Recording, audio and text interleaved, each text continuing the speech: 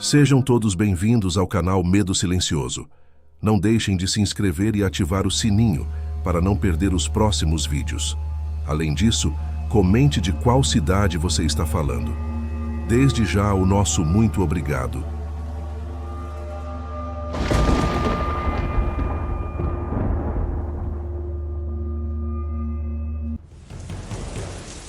Se você gosta dos nossos vídeos e ainda não está inscrito no canal, convidamos você a fazer parte da nossa família.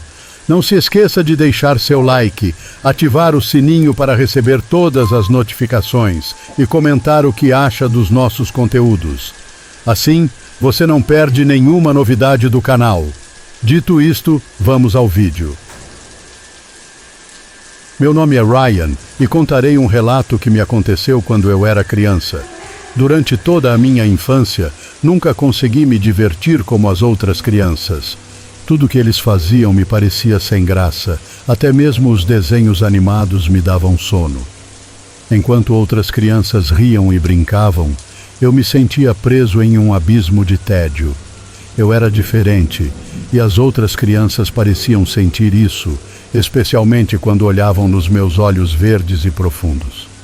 Havia algo neles que causava desconforto nos outros, a ponto de evitarem me olhar por muito tempo.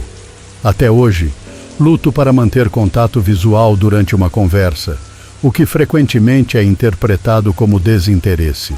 Em casa, o clima era ainda mais pesado. Nunca tive um bom relacionamento com meus pais. Eu os questionava sobre tudo, desafiava as regras e até o sentido de viver ali. As brigas eram constantes, pois eles não aceitavam que eu fosse diferente das outras crianças. Desde cedo, eu entendia o mundo de forma mais madura, o que, em vez de ser visto como uma virtude, se tornou a razão para os castigos constantes.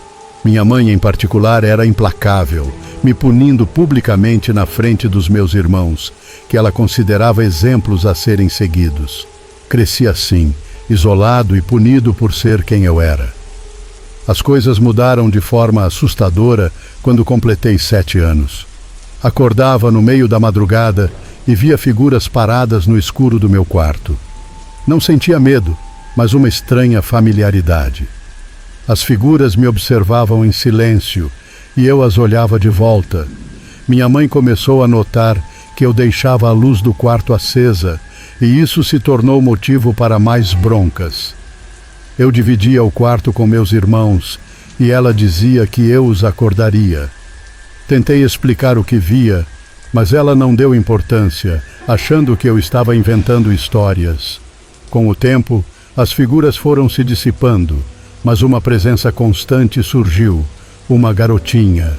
Ela parecia ter a mesma idade que eu e aparecia todas as noites, parada no pé da minha cama. Eu sussurrava para ela, tentando conversar sem acordar ninguém, mas ela nunca respondia. Aos 10 anos, os pesadelos começaram e essa garotinha passou a assombrar meus sonhos também. Ela tinha cabelo preto liso que caía sobre seus ombros e usava um vestido florido. Sempre estava sentada em uma cadeira, me observando. Não importava para onde eu fosse no sonho. Ela me seguia com os olhos. Eu ficava paralisado, incapaz de me mover ou respirar, preso no pavor daquele olhar fixo. Tentei falar com meus pais sobre isso, mas, como sempre, eles riram, dizendo que eu estava inventando histórias para chamar a atenção. Uma noite, fiquei sozinho em casa enquanto minha família saía para uma festa. A casa estava silenciosa, mas, de repente, ouvi barulhos vindos do quarto dos meus pais. Fui até lá para ver o que estava acontecendo, mas quando cheguei, tudo estava quieto. Pensando que alguém estava tentando me assustar, gritei para que parassem, mas não houve resposta. Voltei para o meu quarto, mas antes que pudesse me deitar, ouvi uma risada infantil vindo do guarda-roupa. Pensei que minha irmã estivesse brincando lá dentro, mas quando abri a porta, não havia ninguém. O riso continuou, ecoando na minha mente, e comecei a questionar minha sanidade. Quando minha família voltou para casa, não contei nada. Quem acreditaria em mim? Mas depois daquela noite, as coisas pioraram. Comecei a ouvir grunhidos e gritos sempre que tentava dormir. Vozes desesperadas que se misturavam com um sussurro constante de que eu não tinha escolha, que não havia escapatória. Os pesadelos se intensificaram e a garotinha se tornou uma presença mais agressiva. Ela não ficava mais apenas me observando. Agora corria em minha direção, me agarrava e me puxava com força. Seu rosto, antes inexpressivo, se transformava em um sorriso cruel, com olhos tão escuros que a pupila desaparecia. Eu só podia implorar que ela me soltasse. Acordava exausto, com a sensação de que meu corpo havia realmente sofrido os ataques. Preferia não dormir, enfrentando os grunhidos e sussurros, a ter que encarar aquela garotinha em meus sonhos.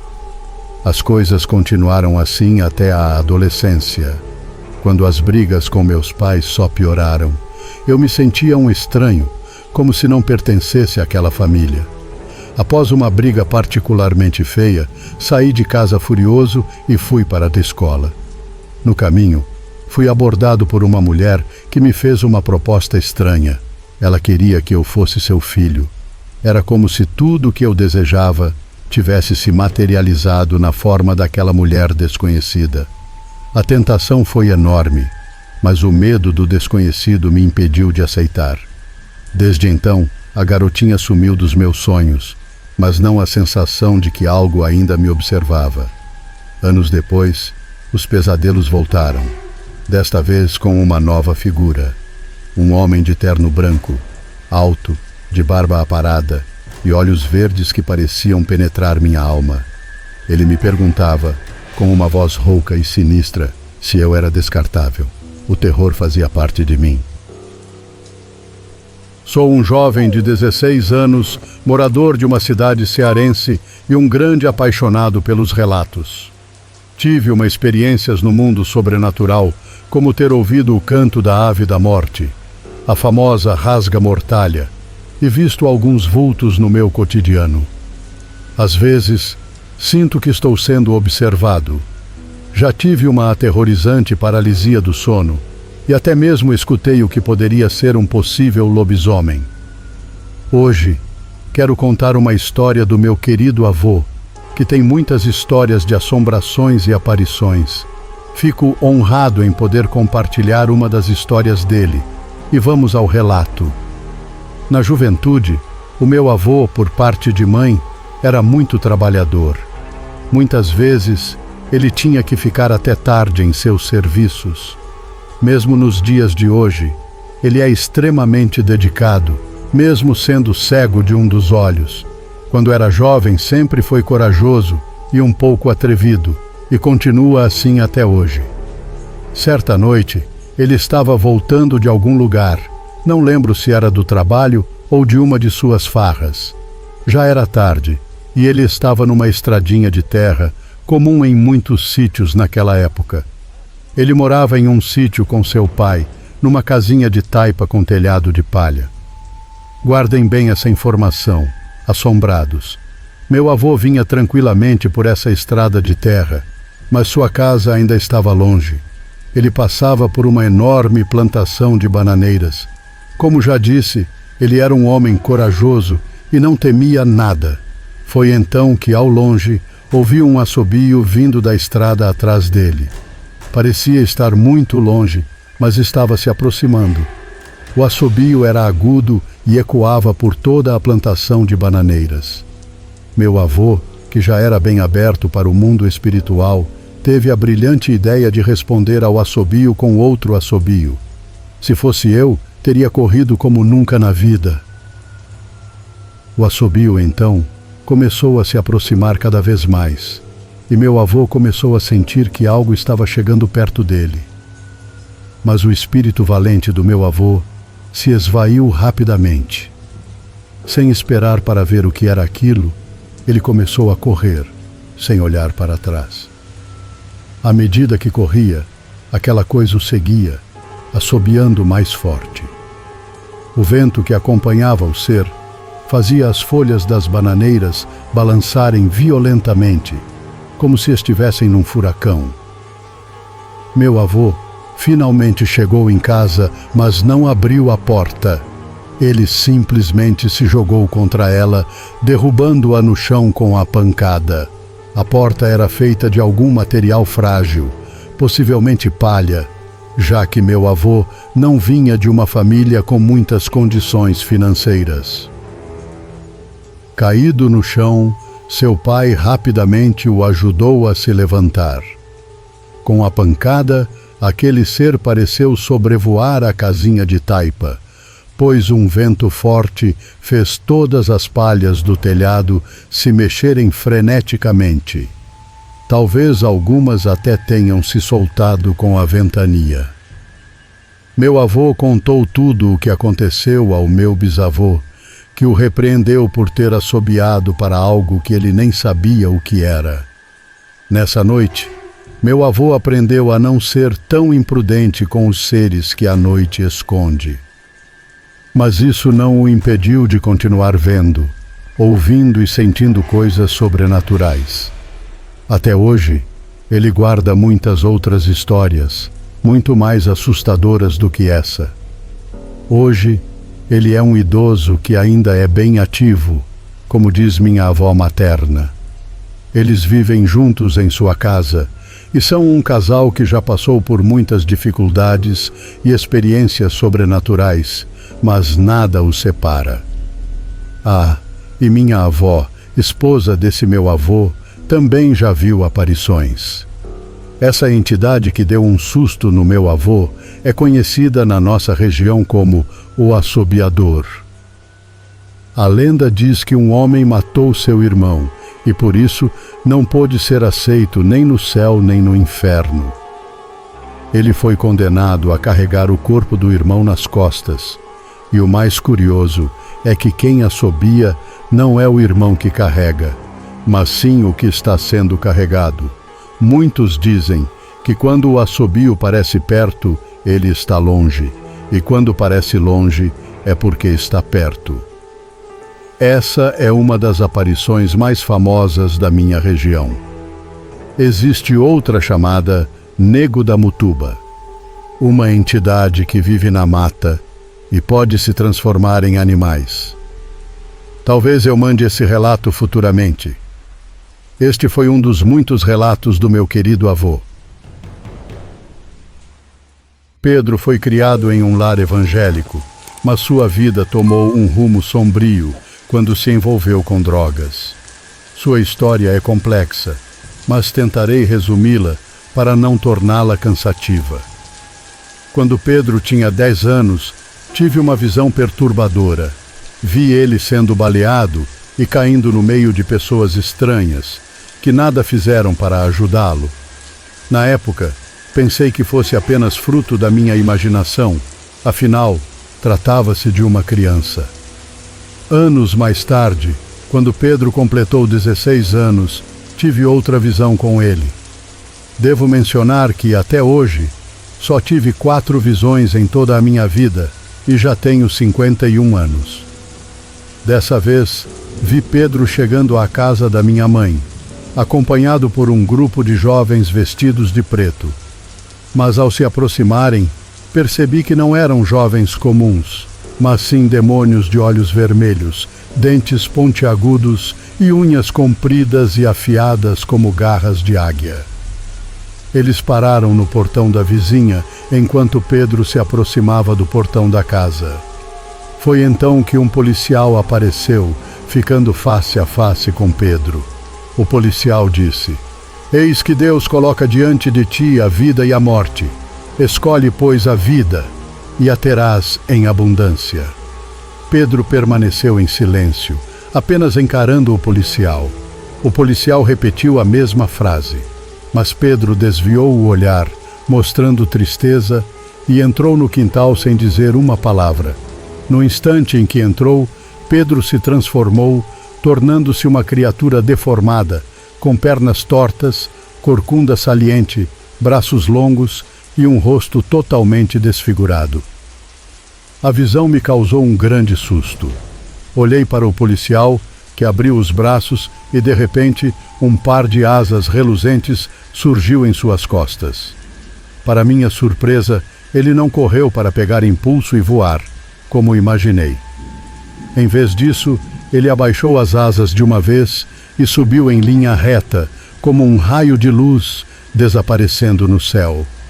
Foi então que despertei da visão e entendi que aquele policial era, na verdade, um anjo enviado para alertar sobre a escolha que Pedro estava prestes a fazer. Contei a visão a Pedro e ele chorou muito, confessando que estava envolvido com coisas ilícitas, mas prometeu que pararia. Eu não fazia ideia de que ele era usuário de drogas. Infelizmente, com o tempo, ele só piorou, perdendo vários empregos, seu casamento e ficando afastado de seu filho, tudo por causa de suas escolhas ruins. Hoje, Pedro tem 28 anos e praticamente vive nas ruas, não porque desistimos dele, como ele gosta de dizer, mas porque todos que o acolheram em casa foram roubados, lesados e ameaçados por ele. Ele se tornou uma pessoa violenta e frequentemente busca refúgio na casa de minha mãe, sua bisavó, uma idosa que já teve AVCs e está com princípio de demência. Como eu cuido dela e moro ao lado, proibi Pedro de ficar na casa dela, pois ele representa uma ameaça à sua segurança. Após essa proibição, estranhos fenômenos começaram a acontecer ao meu redor. Enquanto limpava a casa de uma patroa, por exemplo, coloquei um produto de limpeza sobre a pia e, ao virar as costas, ouvi um estrondo. O produto havia caído no meio da cozinha, apesar de estar cheio e bem posicionado. Tentei ignorar, mas enquanto lavava o quintal, a mangueira começou a se mover sozinha, soltando-se da torneira, algo que normalmente é difícil de acontecer. Fiz uma oração fervorosa, e logo depois a campainha da casa começou a tocar insistentemente, mas não havia ninguém lá fora. Quando minha patroa chegou, perguntei se a campainha estava com problemas, mas ela disse que não. Acredito que uma entidade queria entrar na casa, já que eu a havia expulsado com a oração. Chegando em casa, fui contar o ocorrido à minha mãe, mas Pedro estava lá. Expulsei-o de novo e ele saiu me ameaçando. Um mês depois, estava limpando minha casa quando um copo de plástico começou a se mover sozinho sobre o lavabo, que estava completamente seco. Minha filha, que estava comigo, ficou assustada e sugeriu chamar alguém para orar. No dia seguinte, meu filho de 13 anos estava assistindo TV na cama e eu sorri para ele. No mesmo instante, algo bateu violentamente na cama, fazendo-a sacudir. Ele saiu correndo, assustado, e tentei acalmá-lo, dizendo que a cama estava mal posicionada, mas eu sabia que não era isso. Pedro foi internado mais de 8 vezes, e em uma dessas internações, uma entidade revelou que andava com ele. Sabia que isso traria problemas, pois não há comunhão entre luz e trevas. Durante outra faxina, na casa da patroa, limpei os quartos e, ao descer para lavar as xícaras, ouvi várias batidas. Quando voltei, as portas dos quartos estavam abertas e havia uma única xícara sobre a mesa. Depois, uma garrafinha de inox, que eu havia deixado sobre o escorredor, foi arremessada do outro lado da cozinha, mesmo estando vazia. Quando cheguei em casa, minha irmã veio correndo contar que Pedro havia tomado vários remédios de minha mãe, causando uma confusão com ambulâncias e polícia. Ele foi internado novamente, mas ao chegar na casa dela, o portão novo despencou, a gaveta do armário caiu e a porta do quarto abriu e fechou bruscamente. Ela ficou aterrorizada e, pela primeira vez, acreditou em mim quando eu dizia que as manifestações sempre ocorrem quando Pedro está por perto. Continuo orando pela vida dele, mas no fundo, Temo como isso vai terminar. Se tiver alguma atualização, volto para contar. Obrigada por ler. Que Deus te abençoe. Sou Kleber, 36 anos, de Montes Claros, Minas Gerais, uma cidade cheia de lendas e mistérios que passam gerações.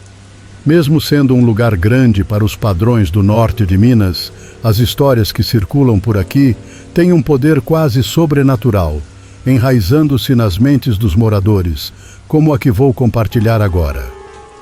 Esse relato vem diretamente do seio da minha família, mais especificamente de minha avó materna, uma mulher forte e vivaz, que jurava de pés juntos ter presenciado algo que até hoje desafia a compreensão.